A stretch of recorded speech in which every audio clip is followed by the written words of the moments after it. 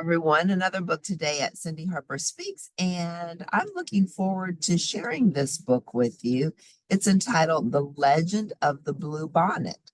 It's an old tale of Texas, retold and illustrated by Tomie DePaola. I may not have pronounced the last name correctly. And it could be Tommy or it could be Tomie. Sometimes people, the way they spell their names, it could be pronounced a different way. DePaola. How's that? Great spirits, the land is dying. Your people are dying too. The long line of dancers sang, tell us what we have done to anger you. In this drought, save your people. Tell us what we must do so you will send the rain that will bring back life. For 3 days, the dancers danced to the sound of the drums, and for 3 days, the people called Comanche watched and waited. And even though the hard winter was over, no healing rains came. So these are Native Americans, they're the Comanches. Drought and famine are hardest on the very young and the very old. Among the few children left was a small girl named She Who Is Alone. She sat by herself watching the dancers. In her lap was a doll made from buckskin, a warrior doll. The eyes, nose, and mouth were painted on with the juice of berries. It wore beaded leggings and a belt of polished bone. On its head were brilliant blue feathers. From the bird who cries, Jay, Jay, Jay. She loved her doll very much.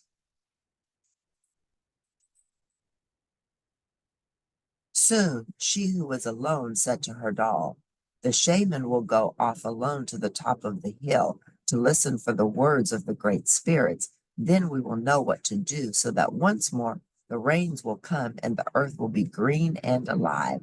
The buffalo will be plentiful and the people will be rich again.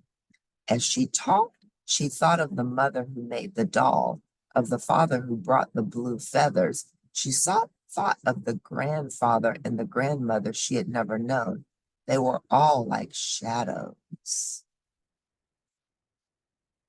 It seemed long ago that they had died from the famine. The people had named her and cared for her.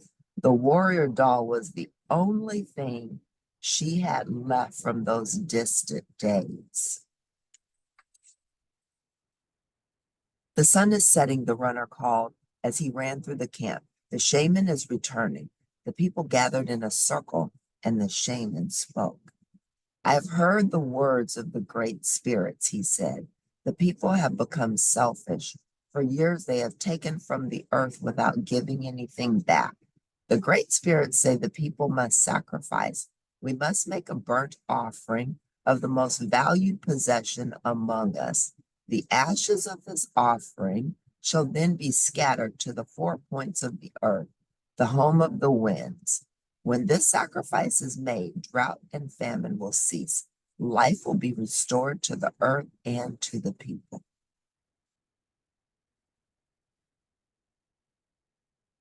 This is She Is Who Alone.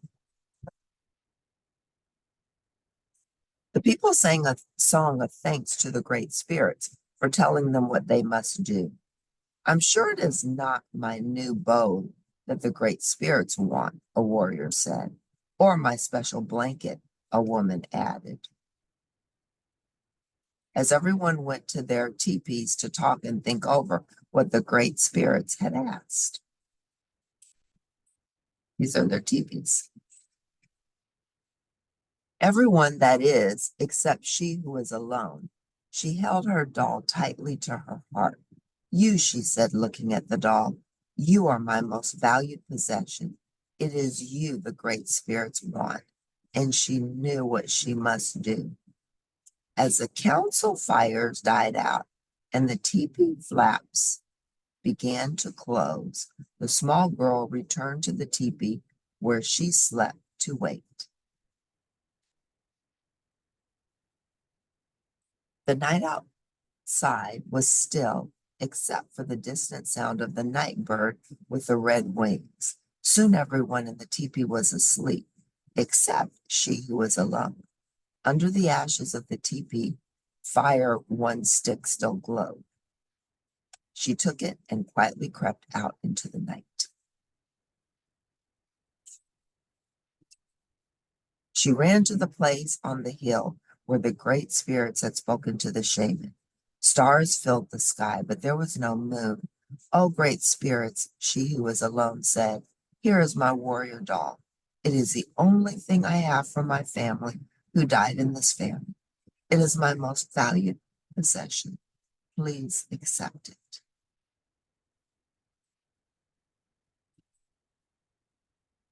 Then, gathering twigs, she started a fire with a glowing fire stick. The small girl watched as the twigs began to catch and burn. She thought of her grandmother and grandfather, her mother and father, and all the people, their suffering, their hunger, and before she could change her mind, she thrust the doll into the fire. She watched until the flames died down and the ashes had grown cold. Then, scooping up a handful, she who was alone scattered the ashes to the home of the winds, the north and the east, the south and the west. And there she fell asleep until the first light of the morning sun woke her. She looked out over the hill, and stretching out from all sides where the ashes had fallen, the ground was covered with flowers, beautiful flowers, as blue as the feathers in the hair of the doll, as blue as the feathers of the bird who cries, Jay, Jay, Jay.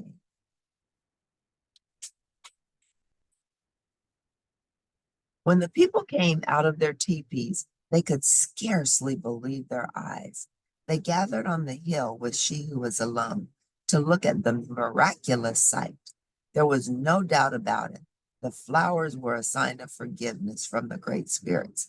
And as the people sang and danced their thanks to the great spirits, a warm rain began to fall, and the land began to live again. From that day on, the little girl was known by another name, one who dearly loved her people. And every spring, the great spirits remembered the sacrifice of a little girl and filled the hills and valleys of the land, now called Texas, with the beautiful blue flowers, even to this very day.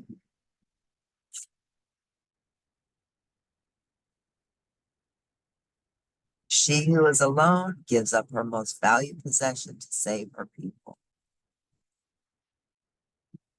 This is a story about the beautiful flower of Texas, the bluebonnet. Now we know why this story is called the legend of the bluebonnet. That's what the flower is called. This was a moving story.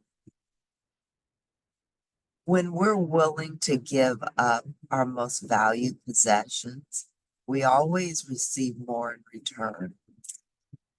If our hands are open, things can flow out and things can flow in. But if our hands are like this because we're trying to hold on to something so tightly, nothing can come in and nothing can go out. So always have a spirit and a heart of openness. Keep your hands open so that things can flow through you, from you, and to you. If you like the legend of the bluebonnet, please press like at the end, and I'll see you next time at Cindy Harper Speaks. Thanks for tuning in, and bye for now.